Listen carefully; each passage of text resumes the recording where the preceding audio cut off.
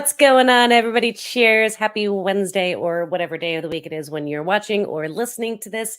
Welcome to the With Her Two Hands podcast, where each week we celebrate the women who build, fix, and make the things that make the world go round with her own two hands. I am your host, Bogey, and I am very excited for tonight's guest. She went from a career in fast food to a career in fast motorcycles, and I'm really excited to hear about that transition, her journey, how she got into being a motorcycle technician, how the career has treated her so far. I'm really excited to have her on. But first, I want to do a big thank you to all of you who tune in each and every week to meet these incredible women. This series is all about normalizing women in the trades and shining a light on women who often don't get a light shown on them. So thank you for being a part of that. Those of you who are new here, welcome. Appreciate having you around and joining in on this. And of course, a big thank you to our sponsor for this episode, DriveTime. If you're not familiar with them, definitely go check them out. They are a used car reseller, but they also restore these cars that they resell, recondition them. And so they create a ton of jobs within the automotive industry, and they do a lot of work training, especially young people up and helping them find their niche within the automotive industry. So if you're looking for a new car or a new place to call your home as a career as a technician, definitely give them a look. Their description is going to be down in the bio below. And then with that, without further ado, I am going to bring on tonight's guest, Miss Paris McGowan.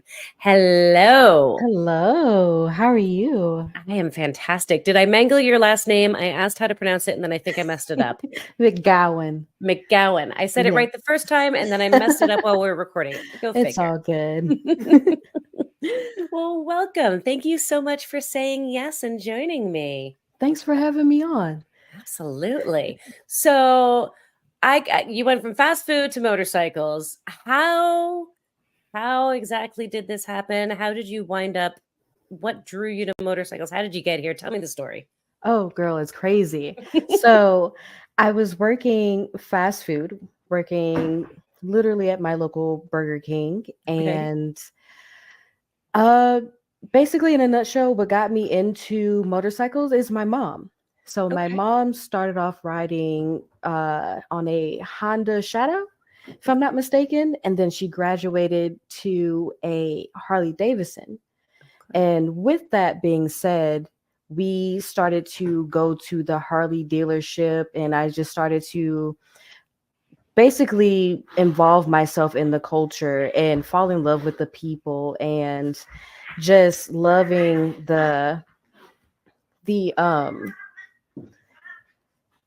basically the environment. Yeah. So long story short, they offered me a job there.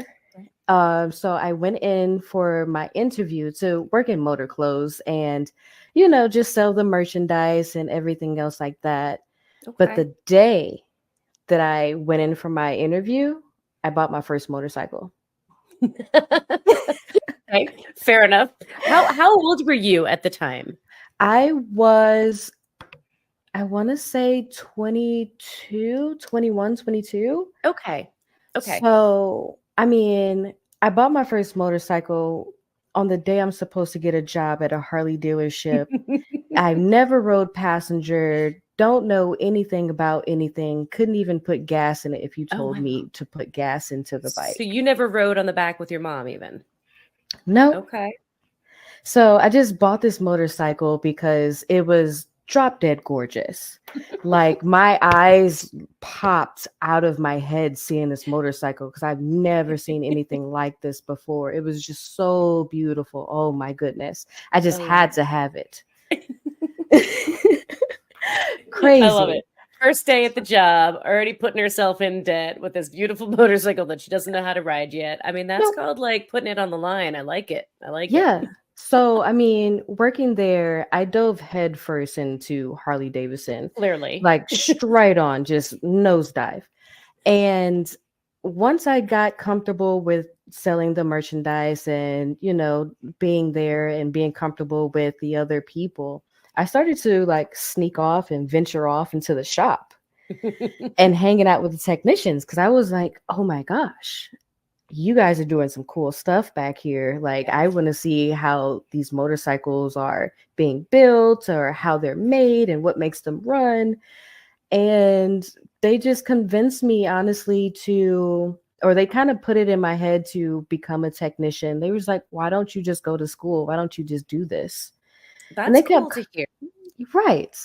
So, long story short, I've been told this several times over the past, like, at that time, over like months. Okay. Then one night, it's probably like 3 o'clock in the morning, and I just randomly hear the loudest commercial ever on TV. And I would turn around to look at it, and it's go to MMI, Motorcycle Mechanics Institute. I have never seen this commercial ever in my life. Okay.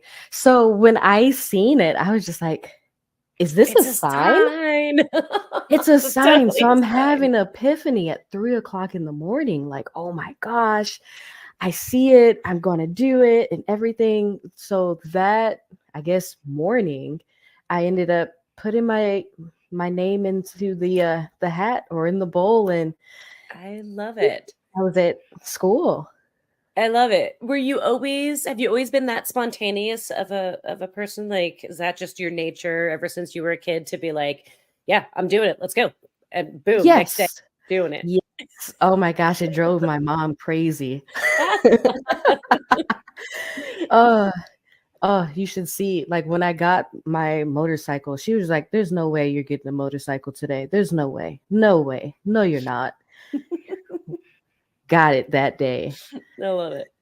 How did she feel about you following her path a little bit by getting a motorcycle? Like, because sometimes it's like, you know how parents are. Sometimes it's like, do as I say, not as I do. Mhm. Was she like psyched that you were getting a motorcycle and getting on board with that lifestyle, or was she like, I'm not happy about this? So, I think at first she was just more in disbelief and Okay. wondering if I would actually like commit to it. Okay. But then once she's seen and like also helped me ride my own bike, then she was just like, oh, you got it. Oh, let's go do this. Let's go do this. We're going to go here. We're going to go there. So I I love was it. always, right behind her I whenever love we it. would go out riding and everything. Can I just say, first of all, like, I freaking love that, like, you're probably one of the few women who I've spoken to that says, I got this from my mom, not from my dad, right? Like, because so many women were like, my dad was into bikes or my dad was into Hmm. cars or whatever it was. And you're like, yeah, no, my mom. I love Yeah, it. no, my Love mom. Because she started riding probably not too long before I started riding. So she it. had been like on the bike for probably, I want to say, 3 or 4 years. So Okay. that's still kind of fairly new. Yeah. And like, I just kind of wanted to be like her because I'm seeing her and I'm like, Mm. wow, she's a badass, if I I could say love that, I'm it. sorry. Oh, totally. But Yes. but I was just like, oh my gosh, I want to be like her, I just see empowerment, a strong woman. Yeah. So I was like, why not? That is so awesome. Has it brought you guys like totally closer now that you've got this like Oh massive yes. thing together to share? Yes, yes, so much. So, I mean, like I said, whenever you're like, you would see her bike and then you'll just see me like trailing right behind her. So it's like Mother Goose and like her little Gosling, or yeah. I love it. That is fantastic. When I started riding a motorcycle, my mom actually went and got her motorcycle license, like did the class just because she Oh, was like, maybe if I get a motorcycle license, you'll spend more time with me because I oh. was spending so much time riding the motorcycle, but she never got a Hmm. bike and absolutely like went for it. But it was really cute that she took the class. That's adorable. I love Uh, that. How does mom feel about you being a technician now and pursuing the technical path? I mean, how does the rest of your family and friends and peers think of it? Were they surprised when you chose to do this? I think a lot of people were. Some people were with me, some people were against me. My mom was immediately like, let's do it. Let's Awesome. go. And she was like, I think she was more excited about it than I was, honestly. My mom has always been my biggest cheerleader, so I love that. I'm super happy about that. That's so important to have. So important. You need at least one person who's like your super cheerleader throughout life. Right. Like it doesn't matter who it is, you just need at least one person. So Mm-hmm. who was against you, and what did that mean? Like what did that look like, them being against you or not being supportive about it? The one person who, I mean, he was one of like a good friend I actually worked with at the dealership. And he was the only person that was just like, oh no, just be a nurse instead. Interesting. And I mean, like, I was like, Did he say why he thought that? he said that basically going to the school that I chose wouldn't teach me anything. Hmm. And honestly, he just said you'd be better off working with people instead of working with motorcycles. Interesting. And I mean, it kind of hurt my heart a little bit. Yeah. But I mean, like, that also put a fire under my ass. I was just like, oh, yeah, I'm going to show you. You're the one right now. You're the one that's going to push me through this school. Right. Absolutely.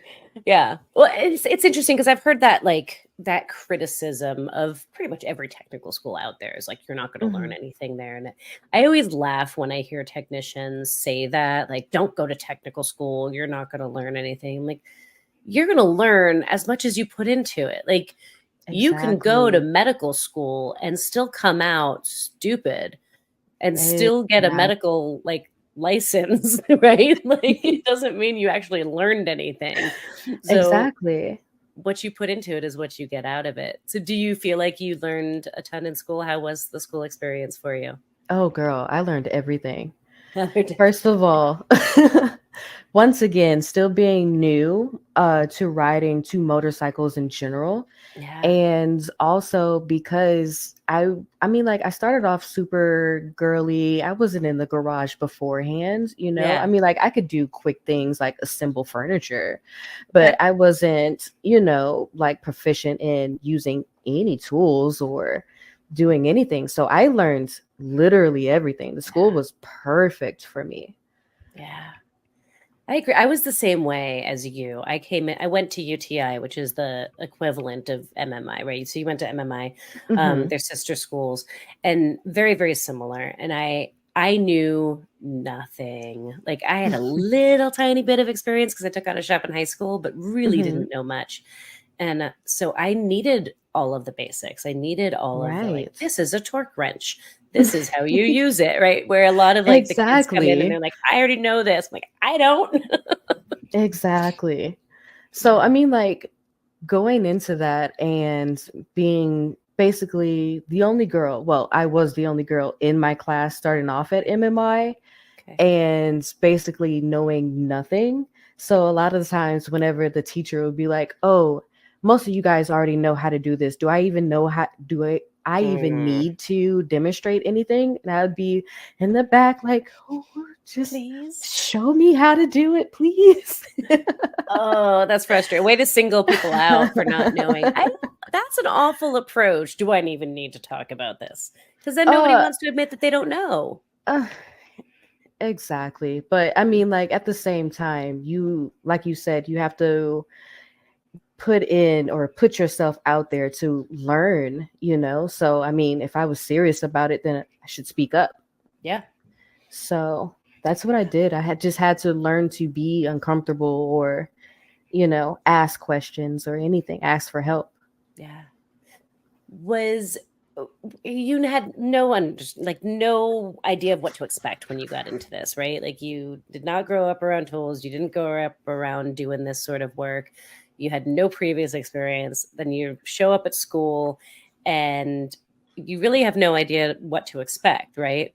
Exactly. Was it was there anything about it that was particularly surprising to you that you were like, "Oh, I was not expecting all that?"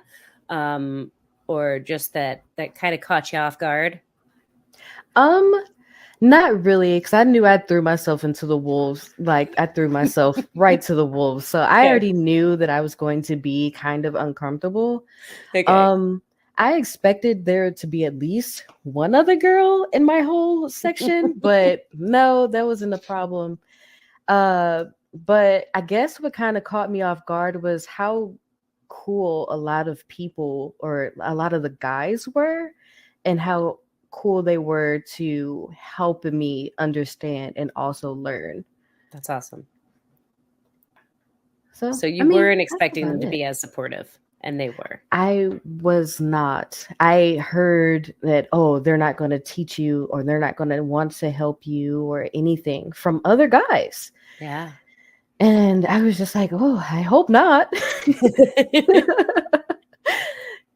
Especially like coming from literally zero experience, like I'm going to need all the help I can get. Please be Yeah. nice to me. Totally. And you found for the most part people did treat you well. That's awesome. Yeah. That is very cool. So for those who aren't familiar with MMI, obviously I am, but tell everybody like how long that program is and what the flow of that is and um, how that works. So MMI is Motorcycle Mechanics Institute. There are two locations, one in Arizona, Phoenix, and then the other one is in Orlando, Florida. Okay. Which So one did I you go? went to Orlando. Oh, okay. Yes. So I had a good time. It was basically like living in a vacation forever. Um Where are you based? Where do you live? I live in St. Louis, Missouri. Oh, okay. Yeah, that's a big difference. Orlando does. Yes. Yeah, girl. Yes. So, class is supposed to be, I want to say it was 13 months or Okay. no. I don't remember. I remember I was there for over a year. I think it was Okay. supposed to be 10 months. Okay. So I ended up going during COVID, which extended literally Oh, everything out in class. okay. Yes. So That had to then be interesting. it was, because I didn't know anything was happening. Mm, So, I mean, I was just out la di da, freaking cares to the world, going to school, living in paradise basically. And then all of a sudden, oh yeah, everything's shut down. right. So that had to affect your schooling tremendously. Obviously, everything goes to remote, right? And you're, Right. whew, that's Right. rough. So, in the beginning, in the first couple classes, this is before COVID was even a thing, we were in class. It was like one instructor to probably, I want to say 18, 20 students. Okay. So we were all like jam packed in a room, everybody's touching everything and, just, Yeah. I mean, like carefree Yeah. pre COVID. And it's a hands-on program, right? Like, so yeah, Right. everybody's So, I touching mean, everything. of course. Yeah. And I mean, slowly, like every other class, people start to fall off or go anywhere else, and the class gets smaller. Then everyone splits off in normal, MMI classes. They split off. There Split you off. go. I knew where they you were split going. they split off into different classes. So if you wanted Harley or BMW or Honda, Suzuki, whatever. So the class ended up getting smaller. So Mhm. then we were probably like 10 people or so per Wow. class.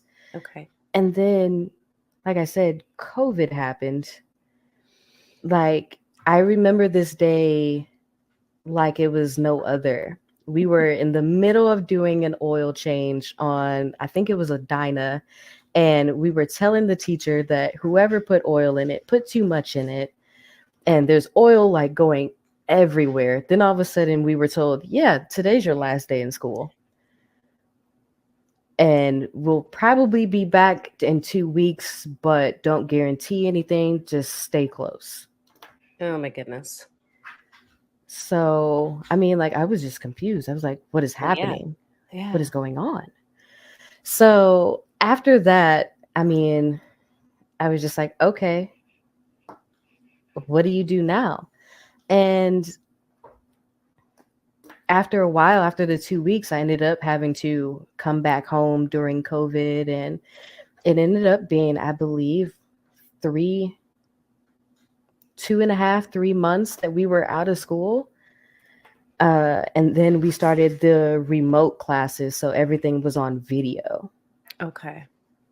That's so hard. That's so hard to learn that way. You're learning about a hands-on Right. thing.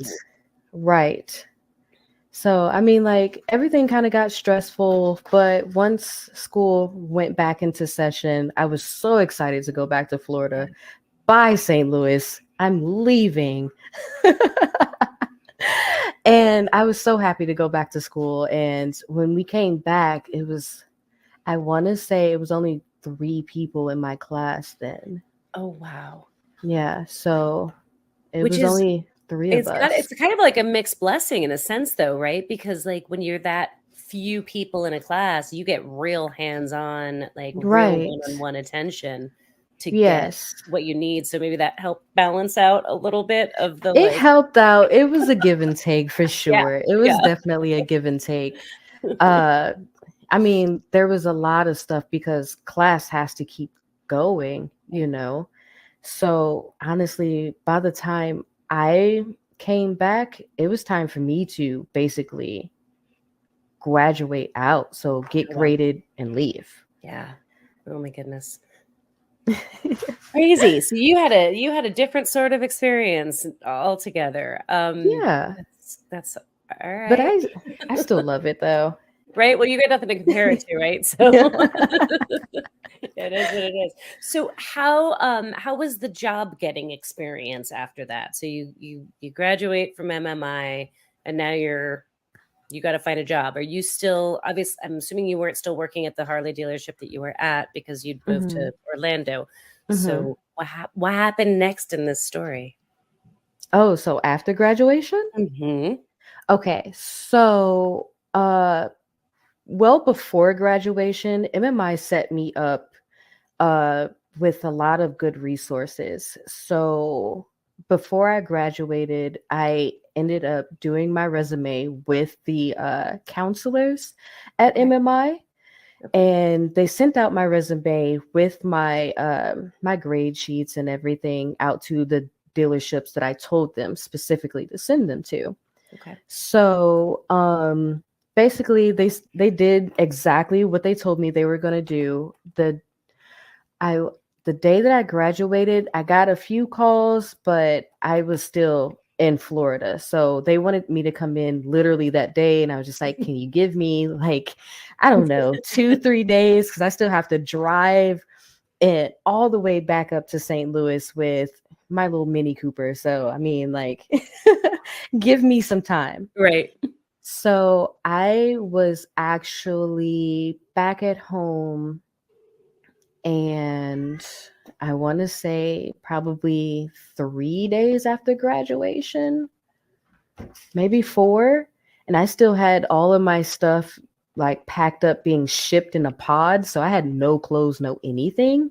And they called, Going to interviews. and I went into an interview and get hired that same day. Oh, wow. Yes. So I got That's hired awesome. literally probably 3 or 4 days after graduation, Okay. and I started that next morning with no Okay. clothes, no tools, no That's freaking anything. awesome though that you like got a job that quickly and that you Yes. didn't face any issues. Nobody was resistant to hiring a female. Like they were No, I totally think fine with they like dove head first when they found out. it. And Nice. also, I mean, like the grades speak for themselves. If you send your transcripts in, they can see like your worth or if you're willing to learn or grow Well, as a they should technician. speak for themselves, right? That's the ideal is that the grades and your experience speak for themselves and that they don't care if you're a woman or not, but Right. often they do. So that's really good to see that it actually did not discourage them. Are you at the Right. same is did it work out that you're at the same dealership that you worked Oh, at? yes. I'm still Okay. here. Okay. Very cool. I love it. I love it. So how did they start you out? Were you like a lube tech? How does that start out? Were you your first position? So basically, I was lube tech, I guess Okay. technically. Okay. But I did a lot of job shadowing with the master techs there. So I got to work hand in hand with other master techs. So a lot of times I was not doing oil changes or tires or anything. I was actually building motors or pulling transmissions Nice. out with the master techs just to get my hands in there, which was so cool. Oh I my love gosh. it. Like the whole time, like I'm literally like wrenching or, pulling things apart with the master tech. I was just like, oh yeah, I got to keep up with you, or you know what you're doing. So it just basically just like made me aspire to be so much greater working with master techs and doing Heck cool yeah. things. So did they partner you with like a single master tech as like your mentor and role model? Hmm. Is that kind of the way the system worked? Yes. That's awesome. Very cool. I love it. Is it everything you hoped it would be? Is it everything you thought it would be? Um, yes and no. Okay. Yes, it's everything because I get to do cool things. I get to feel accomplished and actually, work on bikes and make improvements or change somebody's experience while they're riding, which is a huge thing because I mean, like saying like, oh, something's wrong with this, and then you know how to fix it, and then they go and like ride it and it's perfect. That's just like the bee's knees for me. It really is. I love it. So cute. I love your level of excitement about it. It's so adorable. But also no, because some jobs are obviously going to be harder than others. Mhm. And like I wasn't prepared for that defeat. Well, it's not really defeat. It's more like I don't know. It's kind of like, oh, It can I'm feel like not. that sometimes though. Yeah, I don't let it like I don't know how to say it.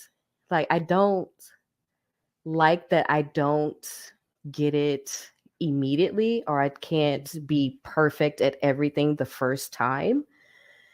So, I mean, like that's the only thing, which is, I mean, that's myself. That's not even the job really. Right. That learning to let go of getting it right the first time, Exactly. perfection, because it sounds like you did really well in school, so you're probably like used to getting good grades and being the one who like gets it right away. Um, Well, I mean, it's the complex of being the oldest sibling mm, and being the only girl. okay. So, I mean, like, you have to be above everyone else. You have to be, or just me being, what is it? Competitive. Okay. So, like, everything is like, I can be competing with myself. Right. Basically, I'm like, oh, well, I have to do this. I have to be the best. I have to get Yeah. it done within a certain amount of time. And you were always that way, huh? Yes. Okay. So how many siblings do you have? I have 3 younger brothers. 3 younger brothers. Okay. So being the only girl is pretty normal for you at this point then. Hmm. Oh, yes. So it doesn't phase you being in the shop with all guys, you're used to it. Exactly. I'm used to it completely. How do your brothers feel about you? They're big sis being a motorcycle mechanic. Um, they're just like, I can't believe you're actually doing that, but okay. Uh, one of my brothers, we're like this. So he's 5 years younger than I am. He'll come up there and like just hang out and see what I'm doing and Mm, just be like, oh, that's just so cool. And then he'll just go on about his business. I love it. All right, fair enough. So this dealership that you're at, this is the same. It's the same dealership that you started at right after school. Is it the same dealership that you sold merchandise at? No, Okay. Okay. Have you ever no. gone back to see that dealership and say hello to those guys, and especially the one who said that you shouldn't do it? So I actually went back, like I think the first day I got back, so probably 2 days before I actually got hired. And I was just trying to, test out the waters and see if they were hiring. And they Mm-hmm. just weren't hiring at the time for technicians. Okay. They offered me a parts position, but that's not what I went to school for. Yeah. I wanted to get my hands dirty. I was eager, I was ready. Yeah. So, I mean, I didn't want to take a job that I didn't really have the mindset for, or I wasn't, really going to be that much invested in. Yeah, of course. Of course. Yeah, that's not what you went to school for. That's not what you were trying to be. Yeah, Yeah. absolutely. Absolutely. All right, fair enough. The So, guy, oh, wait, but the guy that yes. said that I should be a nurse, I didn't see him until probably like a year of me being a technician. He Okay. actually came and visited me at my dealership, my current dealership now. And apparently he had heard that I had said, and I had quoted him, didn't name any names or anything. And he just said, "Well, I see you now, and I apologize." So, Aw, I love that. Good on yes. him. Good on him for stepping up and owning it. That's awesome. Very cool. So you had said something when we were talking before this interview started. You said Mhm. one of the things that you are interested in talking about is the importance of women supporting one another within these male dominated fields. Is that because you feel like you haven't been supported by other women, or is it just something that you're really passionate about? Um, I feel like that in both senses of the words.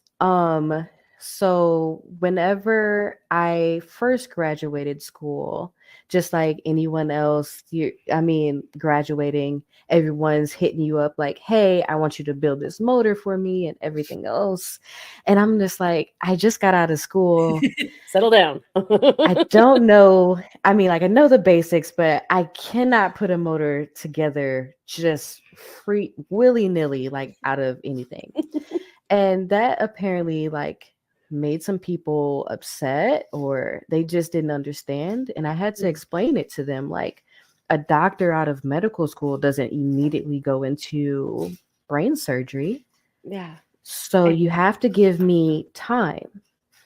And there's going to be some guys out there that, at the dealership that I have personally dealt with that they don't really approve of me working on their bikes. And it hurts a little bit more whenever the wife is standing there or the girlfriend and just letting him, just kind of talk down on me or say that I can't do it. But women should support women because life is hard. you know that's just a thing. Like, Right. I think Enough it should said. be Period. Because life is hard, damn it. We don't life need is any hard. other It should be reason. a girl code. Like, come on, just It's true. I don't disagree with you. I don't disagree. Have, and I don't know. It's just have having someone have your back makes all of the world, honestly. It just does. yeah. Have you had the experience of working with other women, or has this mostly been like issues that you've had with women as customers and as like wives of colleagues? So we just got another female technician, Awesome. and I was so excited. Oh my gosh. Like, I was just like, "Oh my gosh, you have to put her next to me." I was just like, "Oh my gosh, a friend. So I don't have to be by myself." Like, the guys are cool at work, but like having that other, female there It's amazing. Like you have someone that understands exactly what you're saying, or we can just like look at each other and we know exactly what we're thinking. So but before she got there, a lot of the guys were coming up to me and they were just like, so is everything going to be cool between you two? Or is there going to be some competition? Or is this your shop? Or like, are you going to be mean to her? Or I was just like, no. Like, what do you think I'm going to do? Just like spread my scent around to keep her away from my area? Like, I don't understand. Like, she's another person. Like, I don't get it. So I mean, like, there's that with the whole guys don't think women can interact and be cool in the same area without like conflict. Well, and it's interesting because because I'm the type of woman that gets along with other women and likes to support other women, and I clearly you are as well. I get frustrated when I hear men say things like, "Oh, so a bunch of women were working on that project. How did you control all the cat fighting?" Or like, just like the assumption that girls don't get along. But then I see so much. Every stereotype comes from somewhere. There are so many women who don't support one another. And that's where they get that from, that stereotype from. And it's frustrating on both counts, right? Yes. Yes. Especially like when the stereotype, like you just said, is true. And you're just like, no, girly, I'm here with you. Like, don't there's no beef over here, please. I'm just trying to help you and I hope that you help me and then everything will be cool. So things copacetic with the girl that you work with now? Is she awesome? Oh yes. Beautiful. That's so actually whenever I met you at MMI, whenever I got the extra stickers, I definitely brought some home back for her so she can have some too. Oh, awesome. Did she go through tech school as well? Yes. So she went to MMI in Phoenix. Okay. Mm-hmm. All right. Very cool. So now you get to like mentor her up a little bit. She just graduated, I assume? Yes. Awesome. I love it. That's really cool. Nice. I love it. So you are working on motorcycles now for how many years?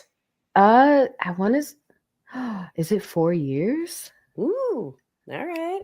Oh, 4 years now. Look at you. So what has been your favorite, like, what's your favorite type of work to do on motorcycles now that you've got some time under your belt now? Mm-hmm. Ooh, motors, powertrain. Okay. I love tearing down the motor and put it back together and everything else. That's actually what I just got done doing today at work. So, awesome. I had the greatest day. Just like I was just dancing around and literally pulling things apart and putting it back together and measuring. It was the greatest time. Anybody who is listening to this in podcast form and not the video form, you're missing out because the joy on this woman, I mean, you can hear it in her voice, but the joy on your face, like I have to say I'm a little like I'm inspired by it and like totally tickled by it. But it's been a minute since I've been that giddy about working on something, and it is so cool to see. Like, you're just so authentically thrilled to be doing what you're doing, and God, I wish that for more human beings in the world, right? Because like, what a different world we would live in if more people were your level of happy about what they do for work every day. Oh yeah. So I mean, like, I don't really consider it work whenever I actually have something to do. I only consider it work if I'm just sitting there. Because winter is harsh in St. Louis, okay? Mm-hmm. And when there's nothing to do, then I'm like, oh, please, at least give me a tire. Please, anything. Okay. Please. So aside from the sitting around, because that part sucks, absolutely. What are your least favorite things to work on or to do? Ooh, or about the job in diet. general? Uh, Working, probably dyeing electrical. Oh, like sometimes, Diag uh, and electrical? yes, electrical work. Because sometimes electric can be magic, I'm telling you. It's illusion, and you're not supposed to know how it works. That's how it feels sometimes. Sometimes I struggle and I'm just like, why are you like this? What is going on? So that's the only part that like kind of grinds my gears. But once I actually figure it out, I'm like, oh, well, that wasn't hard at all, you know? Right. So you got Yeah. to talk yourself back into it. Like, oh, that wasn't hard. Yeah. I love it. Were there any challenges as I mean your path seems to have been like super smooth in a lot of ways. Did you ever have any like situations that you encountered that were not um as welcoming or not as friendly? I mean, you seem to have had like great teachers and great colleagues and co Mhm. students in your classes and it really seems like you've been accepted regardless of your gender. Is that was that mostly true, or do you feel like you've had some challenges along the way as well? Um, I've had some challenges with some people not really wanting to accept me, but I mean, like, I couldn't really dwell on that, you know? I had to stay positive.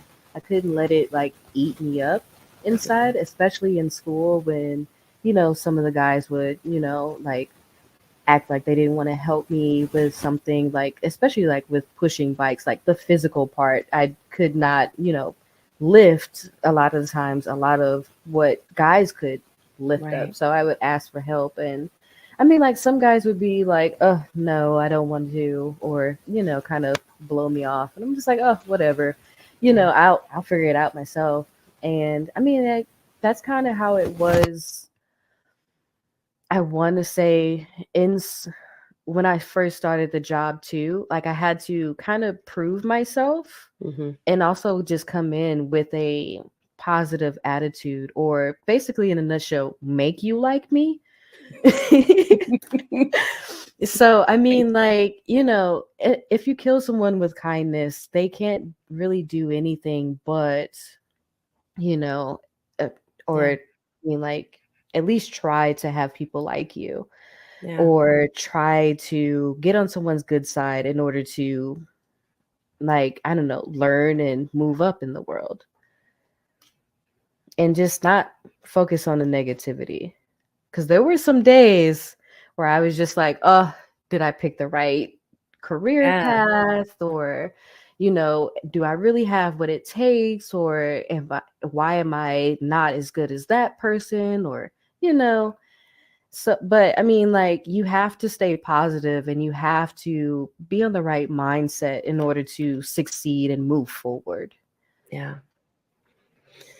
So I have to ask you, as a person of color, as well as a woman, Hmm. um, in an industry, I think the trades in general are, they're predominantly male, but they're also predominantly white male.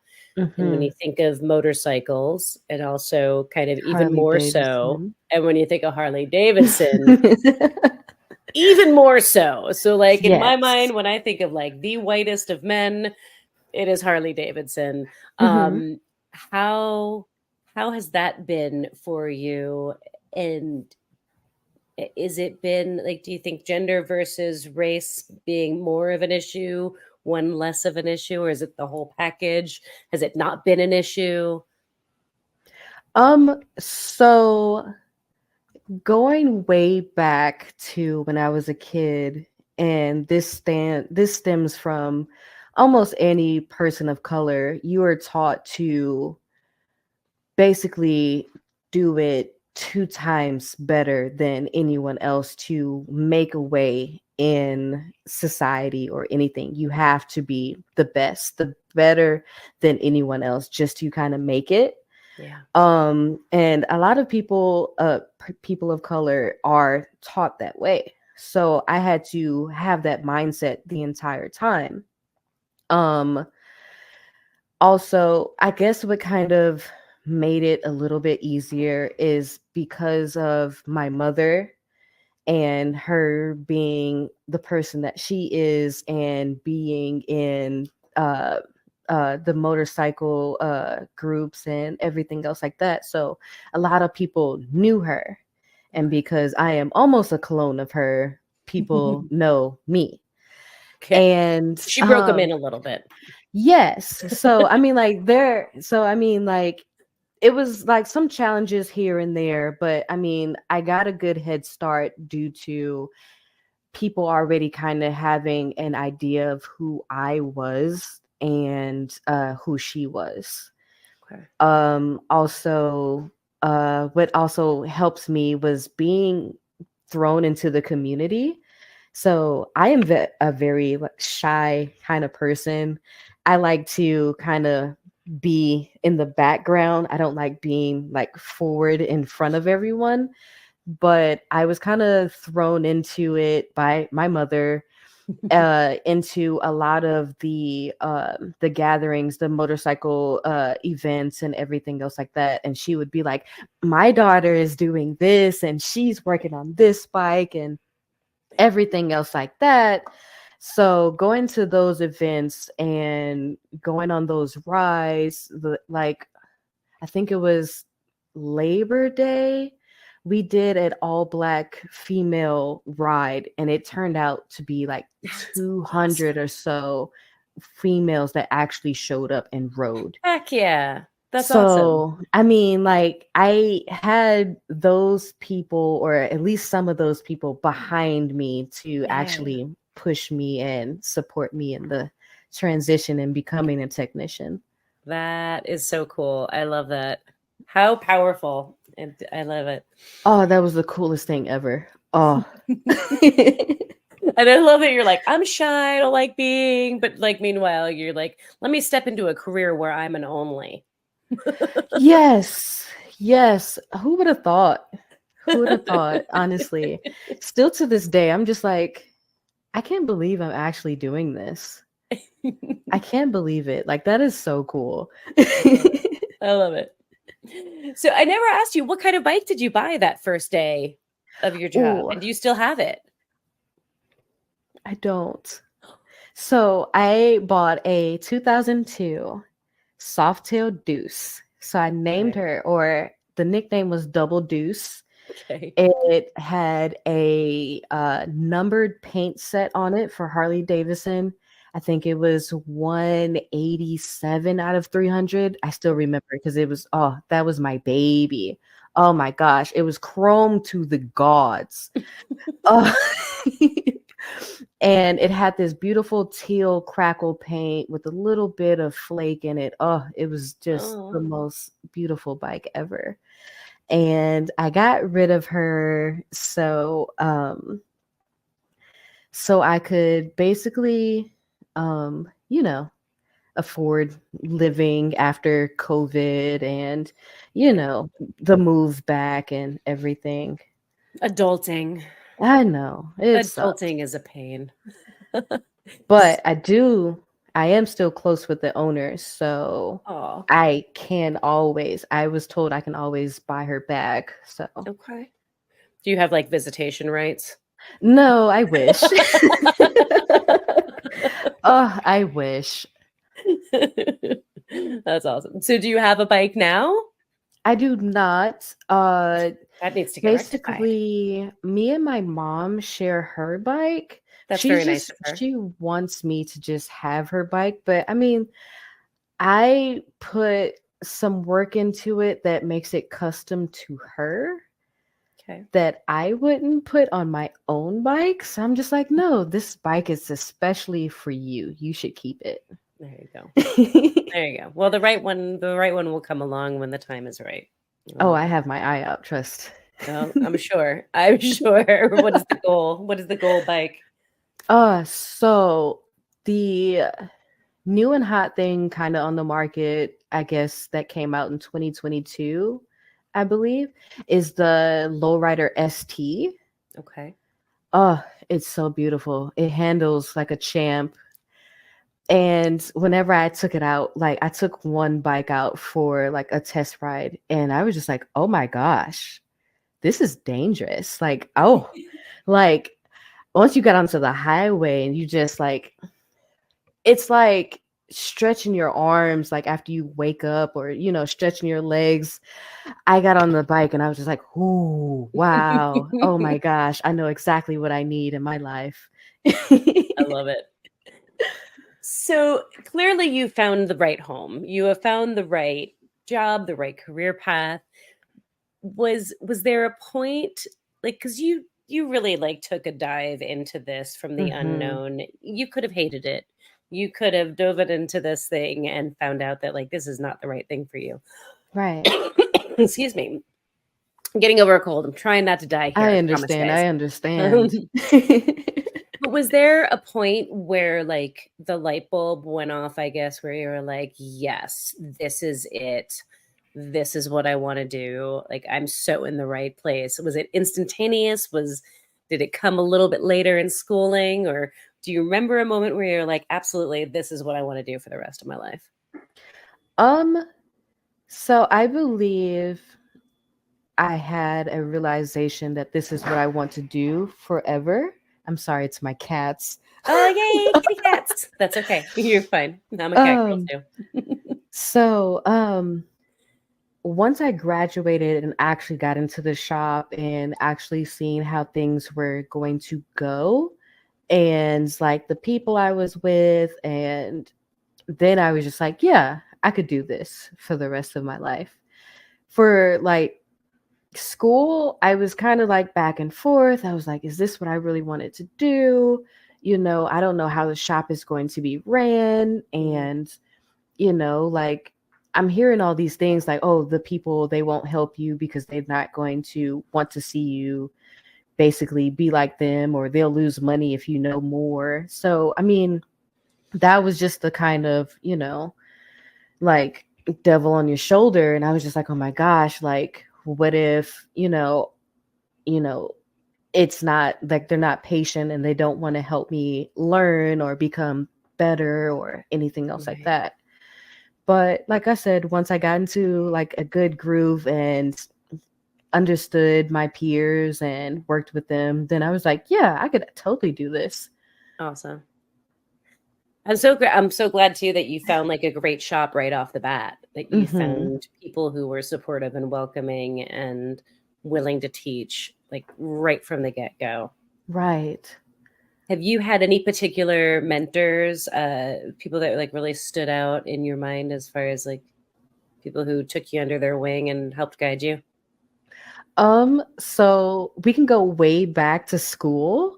Oh, okay. And my professor, I had a couple professors. So Mr. Jackson at MMI Orlando, Mr. I can't remember his real name, but they called him Mr. Miyagi. Okay. He was the best. And also Mr. Simonton, he definitely put me like, he was on me. He wanted me to be so like good that he literally was just like, no, you have to be perfect. You have to do this and everything. No pressure. You have to be perfect. You have to get this right, or, something could go wrong or anything. And I was just like, well, I appreciated him actually taking the time to let me know how serious, my job was. And how to take everything seriously, and to always double check and confirm that the problem or whatever is fixed. Yeah. So that, and then coming into the shop, definitely the master tech, Kyle, he showed me literally everything, and he's one of the main reasons why I've continued going into school to become a master tech. And yeah, I mean, he just moved back to Florida, and I'm just like, how dare you? How dare you? But I mean, like, he still checks in. I still check in on him and everything. And I mean, like, yeah, he's definitely shown me the way, and I just want to be the best, just like he was to me. I love it. That's beautiful. That's the way it should be. That is absolutely fantastic. All right. We are almost to the end of our hour. Amazingly enough. It goes so fast. Right? So I have my final question for you. Mm-hmm. I'd like to ask everybody. So if you had the opportunity to go back in time and talk to little baby Paris, Mm-hmm. the younger version of you, what are your words of wisdom to her, or words of advice, or caution, or whatever you want to call it? um, I would tell little Paris that uh things are gonna be awesome. Like once you honestly graduate high school or leave Burger King, yes, once you leave Burger King, life is going to excel and at an astounding rate. Like, and just keep pushing, keep being positive, and yeah, just move forward in life and know that this is not all. This is not the end. This is not your only option. I love it. Did you feel like that for a time when you were working at Burger King? Like that was like you were going to get stuck there? Yes, I definitely did. Seeing like a lot of my peers being there for over 10 years and counting, and just sometimes you could see the light, the happiness kind of leave their eyes, and I just didn't want that for myself. So, I mean, I just needed to be more than just Burger King, and I just needed more out of life. And I know I said I was asking you a final question, but if you don't mind, I want to dig on this just a few more moments. Mm-hmm. It's easy, I think, all of us as human beings, it's easy to get stuck in a place. It's easy to get stuck in a rut, and it's extra easy to get stuck there when everybody else around you is also stuck Mm-hmm. and already feeling defeated. What what was it that gave you the courage, the motivation to say, nope, like this, I gotta move, I gotta do something different. It's time. Like I need to take the plunge. So being there, like I said, I just didn't want to be comfortable with that, with like just being there. And I I mean, like, I constantly quote this: if you're comfortable, if you're done learning, then that's kind of the end of life itself. Because, I mean, to keep moving forward, you have to change, you have to feel uncomfortable, you have to, you know, I mean, evolve as a person. And it's not always easy to do that. And also, I mean, what also kind of honestly like broke my heart was I was giving that job my all, 110%, even, being there, being support for other managers, closing the restaurant and then going back and opening it in a few hours. And I was told that I didn't care enough, or I didn't act like I cared. So, I mean, me putting my all into it and being there all the time and being told that I didn't care, or I didn't, it just felt like I wasn't enough, which kind of hurt my heart. So I ended up just looking somewhere else because, that it just kind of hurt. Yeah. Yeah. Well, I'm glad you did, because you are a gift to the motorcycle industry, and I'm sure a gift to the dealership that you are at. So I am so grateful that you found the courage wherever you dug deep to find it, to say, I'm out of here. I deserve to be somewhere where I'm appreciated, and I deserve to be somewhere where I love what I do. I'm so very glad, because you are just clearly exactly where you belong, and that is so exciting to see. It's so good to see. Absolutely. Thank you so very much for agreeing to be on this series and share your story with everybody and share your joy with everybody. I hope everybody else is as infected by it as I am, because I know I'm like, all right, I want to go like build something and do something now. She's got me all excited about stuff. Yes. I love it. So thank you. We will talk more offline. You are absolutely amazing. Folks Thank you for home, having me. absolutely. It has been my pleasure. Seriously. Folks at home, make sure you give her a follow. Go find her on social media. I'll have links to her down in the description below. Show her some love and see how her journey continues to unfold.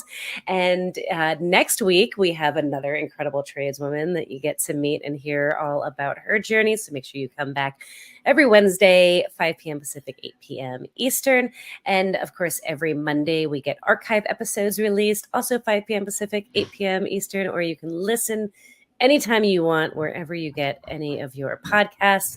Make sure you hit subscribe. The more comments we get, the more subscribes we get, the more people get to meet these incredible women. And that's the purpose of it, so that more people get to hear their stories and that more people start seeing women in the trades as totally normal. That's the goal here. So thank you guys for all being part of the revolution, the With Her Two Hands revolution. We got to celebrate us ladies doing the most. Thank you guys so much. Until next time, be good to yourselves. Be good to one another. Bye, guys.